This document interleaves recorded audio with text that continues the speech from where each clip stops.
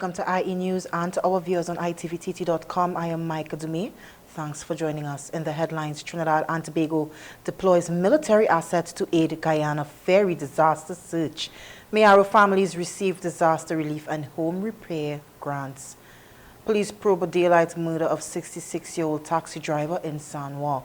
In our top story, Trinidad and Tobago has deployed Coast Guard personnel, specialized search and rescue equipment, and the Trinidad and Tobago Defense Force C-26 aircraft to assist Guyana following the deadly sinking of a passenger ferry. Here's more.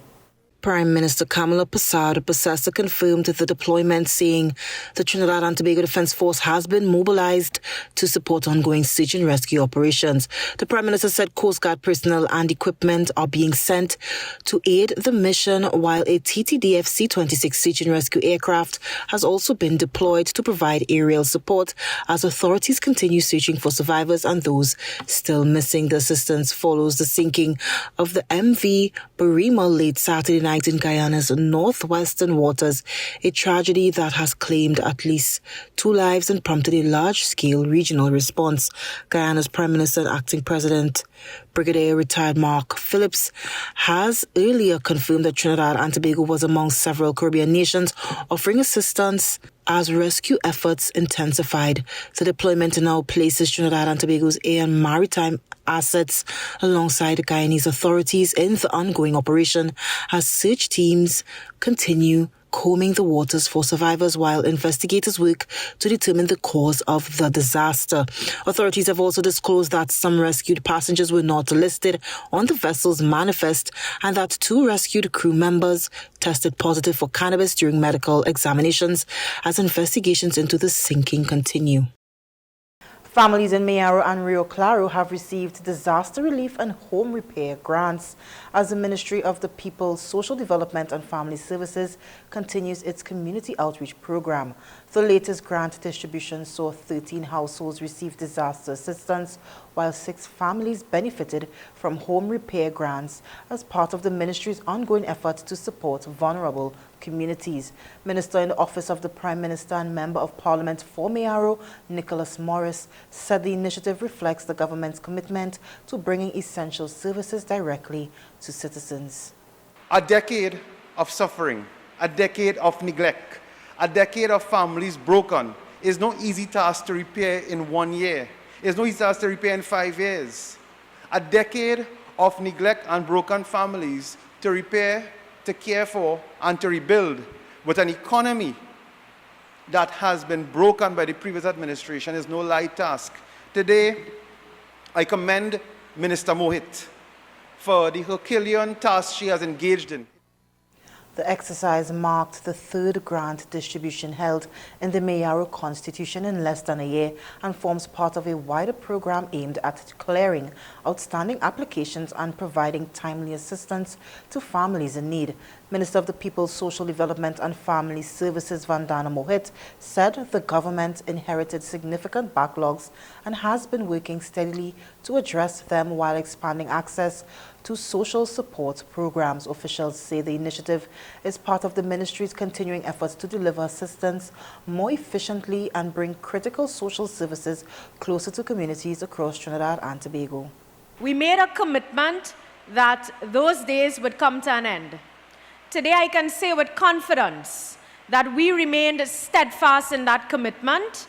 We have been systematically clearing backlogs in disaster relief grants. We have been clearing backlogs in home repair grants. We have been addressing long outstanding pension applications. That is a little work in progress, but we will get there. We have accelerated the processing of social assistance applications across the country because our philosophy has been simple.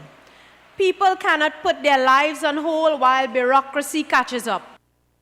Police have launched a homicide investigation following the brutal daylight killing of a 66-year-old PH taxi driver in San Juan.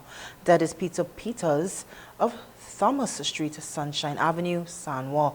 According to investigators, at around 2 p.m. on Friday, Peters became involved in an altercation with 2 men along Thomas Street.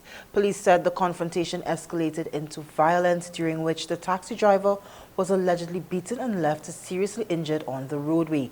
Emergency health services responded to the scene but found Peter showing no signs of life.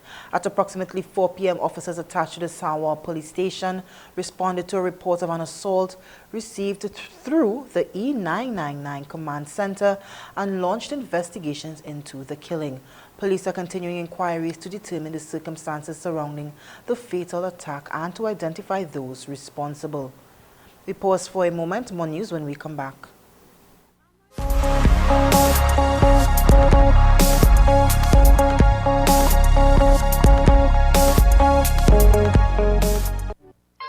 Perfection doesn't happen by chance. Like an artist, the cook selects the main ingredient, one that is worthy of a proud cultural tradition.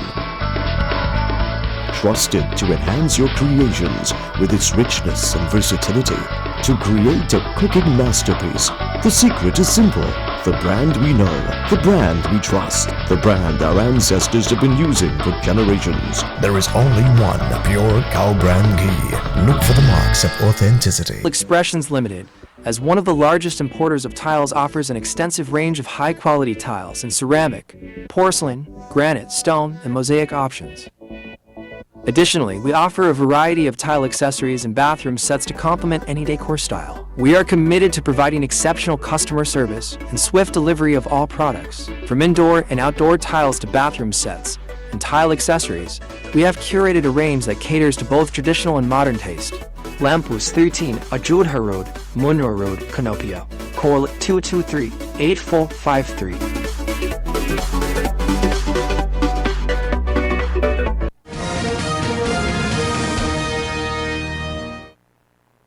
Welcome back. Police are investigating a brazen double murder after 2 men were shot and killed in an apparent execution-style attack at Senon Village, Saparia. The victims have been identified as 29-year-old Kwame Paris, also known as 6 of Coconut Alley, Saparia, and 25-year-old Tashon Batiste, also known as Black Boy of Lucky Trees, Penal. According to police, shortly after 9 p.m. on Saturday, officers attached to the Saparia police station responded to reports of gunfire at Senon Village. On arrival, residents reported hearing a barrage of gunshots and seeing 2 men fleeing the area moments after the attack. A search of a house at number 7 Senon Village led officers to the body of Paris, who was found lying face down near the bathroom area with multiple gunshot wounds. While processing the scene, police received information that another body had been discovered in a nearby drain along Senon Village Extension. Officers later found Batiste's body with multiple gunshot wounds.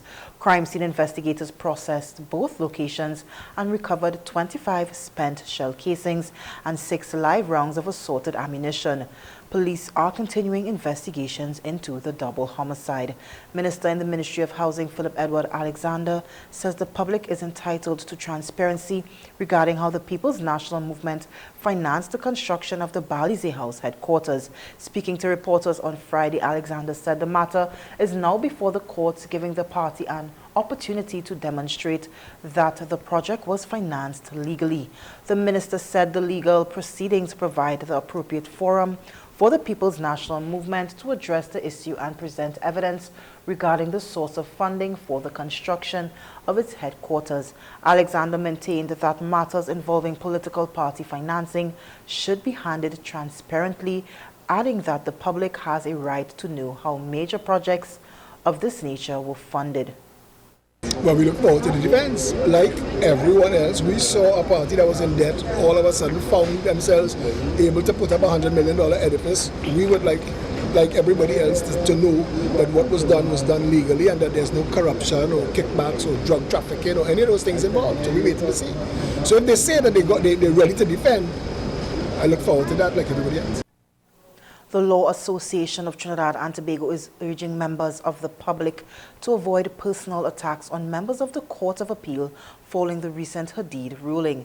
In a statement, the association said while public criticism of court decisions is a fundamental democratic right, it should remain respectful and not undermine the integrity or independence of the judiciary.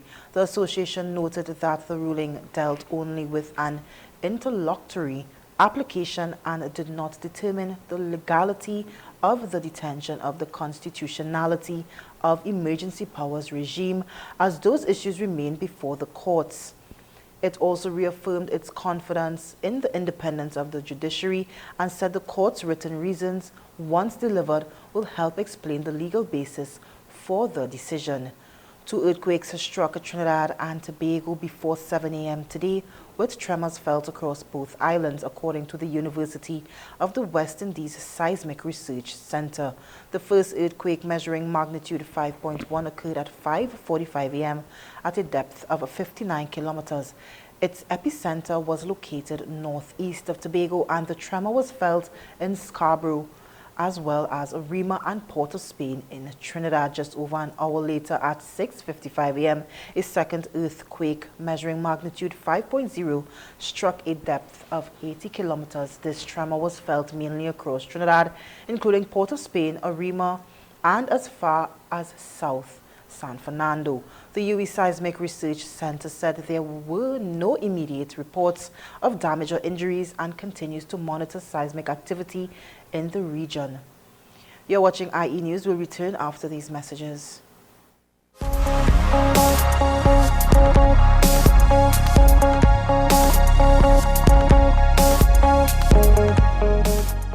Attention all bakers, doubles vendors and roti makers. Try our high quality bromate free, all purpose and whole wheat flour. Low price and conveniently packaged in 2 pounds, 2 kg, 10 kg and 25 kg bags. For wholesale and retail prices, contact Shiklisho Limited at 665-3336 or 4808-715 or visit us at Warrenville, Canupia. Shiklisho Limited, quality you can trust.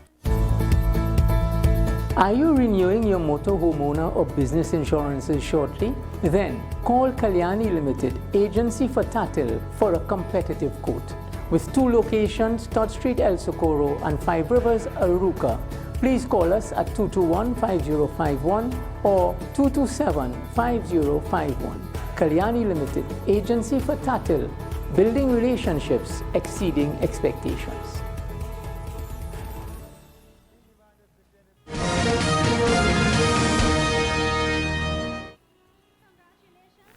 Welcome back. Spain are champions of the world once again after producing a memorable performance to capture the FIFA World Cup title, defeating their opponents in a thrilling final that capped an outstanding tournament campaign. Here's more. The Spaniards showed composure and determination on football's biggest stage, overcoming a fiercely contested match to lift the coveted trophy and spark celebrations across the country.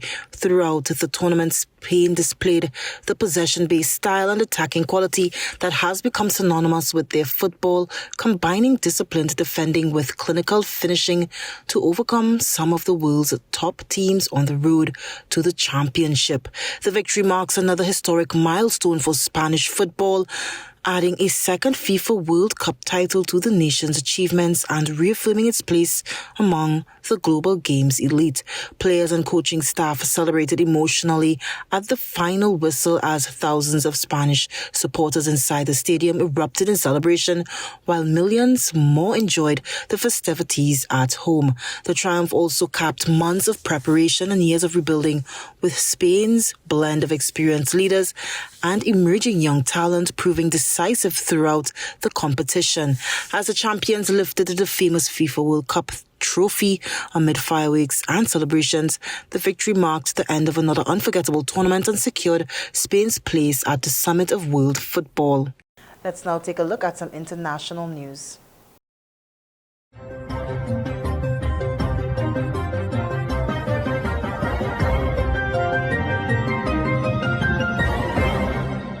Tonight, new American casualties in the war in Iran. CENTCOM saying 2 American service members have been killed and another is missing after Iran launched a drone and missile attack in Jordan.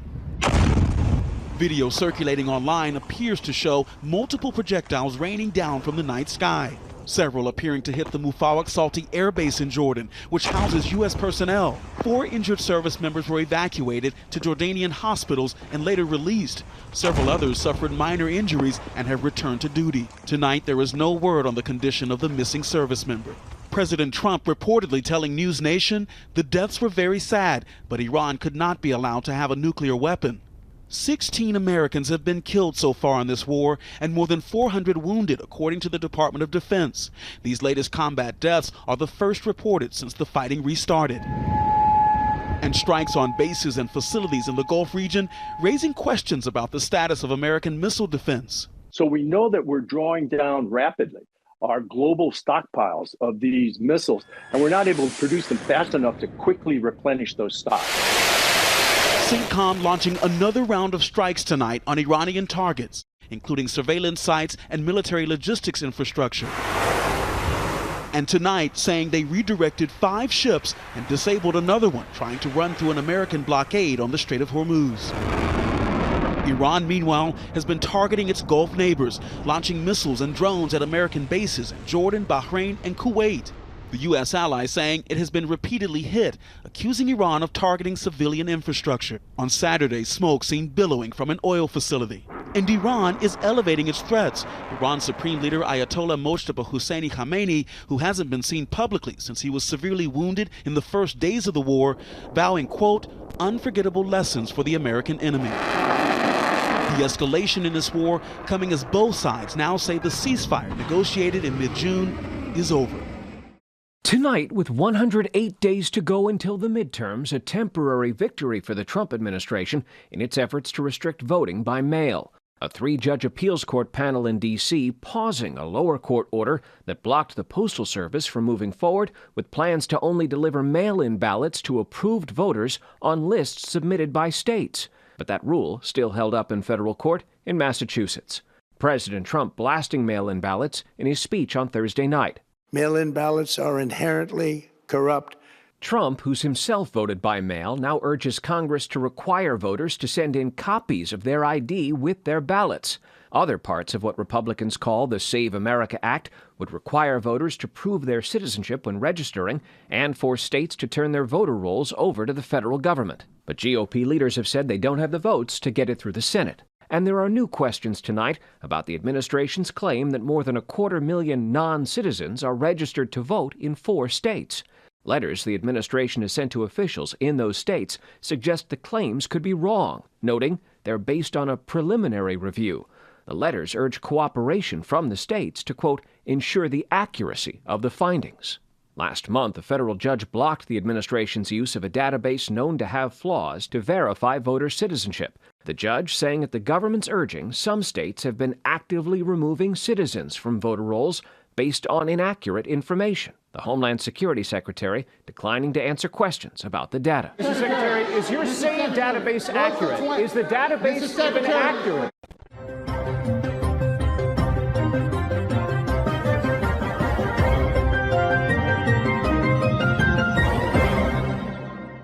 When we return, your weather update on Morse. Stay tuned.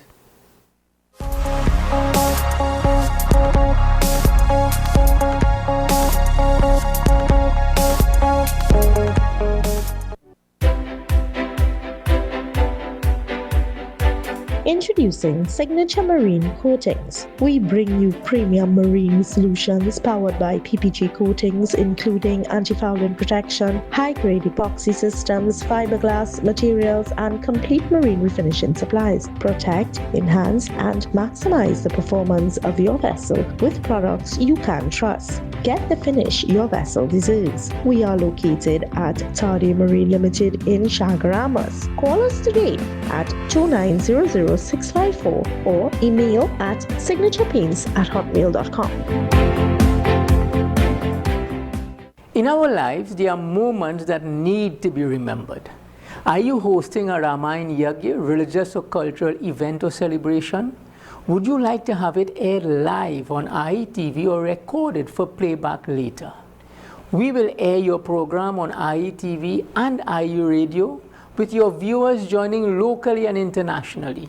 Your family and friends worldwide can view on www.ietvtt.com or listen on ieradiott.com.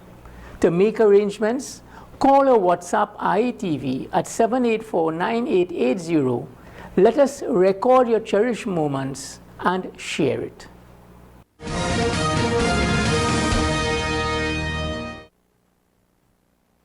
Welcome back to IE's Major News. Let's take a look at today's weather forecast. Today was generally warm and partly cloudy across Trinidad and Tobago with a mix of sunshine and cloudy intervals throughout much of the day. A few scattered showers developed during the late morning and afternoon, particularly over central and southern areas, while most districts experienced predominantly fair weather.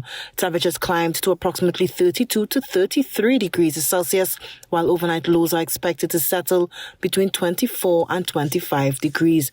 Moderate easterly winds persisted across the islands, occasionally becoming fresh and gusty in exposed coastal areas and near passing showers.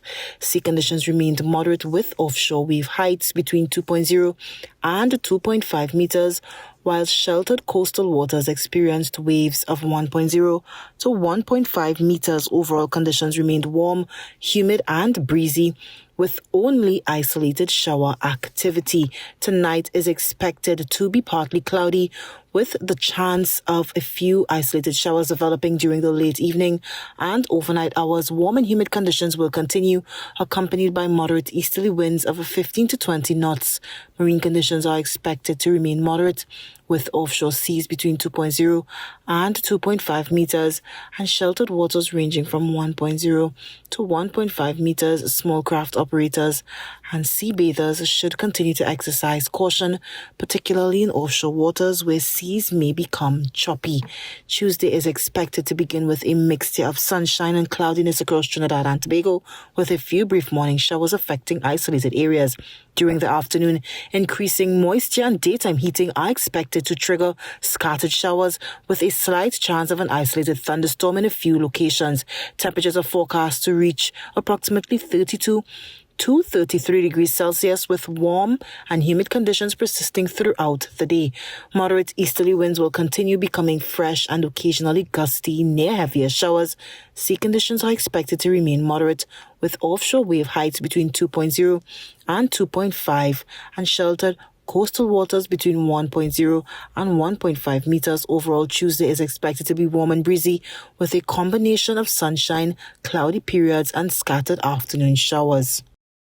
Let's take a look at some crime news.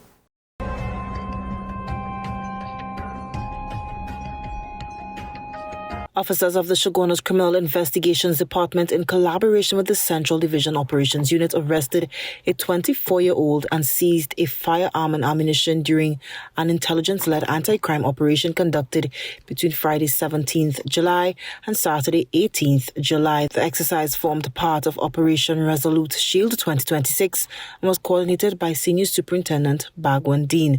Under the supervision of Acting Inspector Rampasad, the operation was supported by officers of the Central Division Task Force Area North and guided by real-time intelligence. The operation targeted priority offenders and persons of interest in several communities throughout Central Division as part of the Trinidad and Tobago Police Service's ongoing efforts to suppress violent crime, disrupt gang-related activity, and improve public safety. Acting on intelligence, officers intercepted a motor vehicle along the Shoguna's main road in the vicinity of the MP gas station. A search of one of the occupants resulted in the discovery of a firearm bearing the markings BYRCO 58. .380 Auto, together with a magazine containing 2 rounds of ammunition concealed inside a pouch worn by the suspect.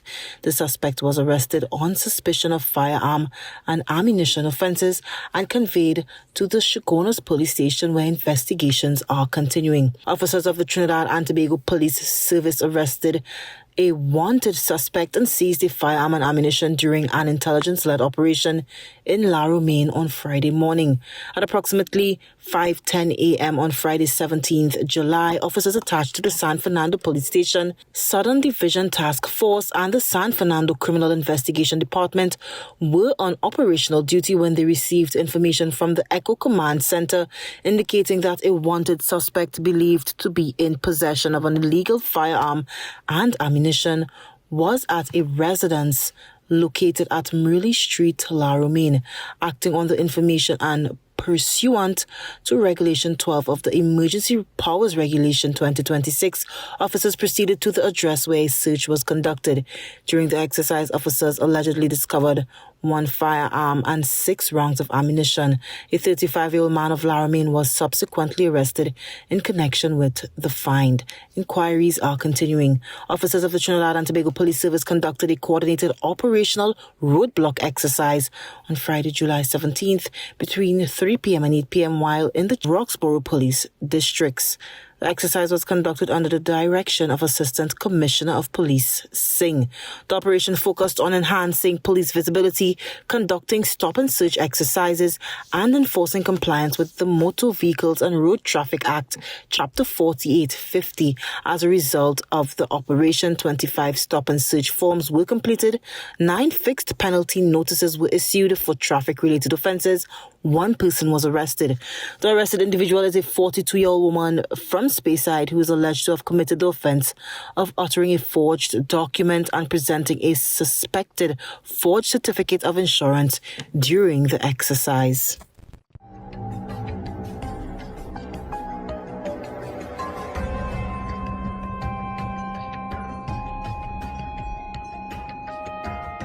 Recapping the headlines, Trinidad and Tobago deploys military assets to aid Guyana ferry disaster search. Mayaro families receive disaster relief and home repair grants. Police probe daylight murder of 66-year-old taxi driver in Sawa. Well, this is where we leave you for now. On behalf of the entire news team, I am Micah Dumé. Thank you for joining us.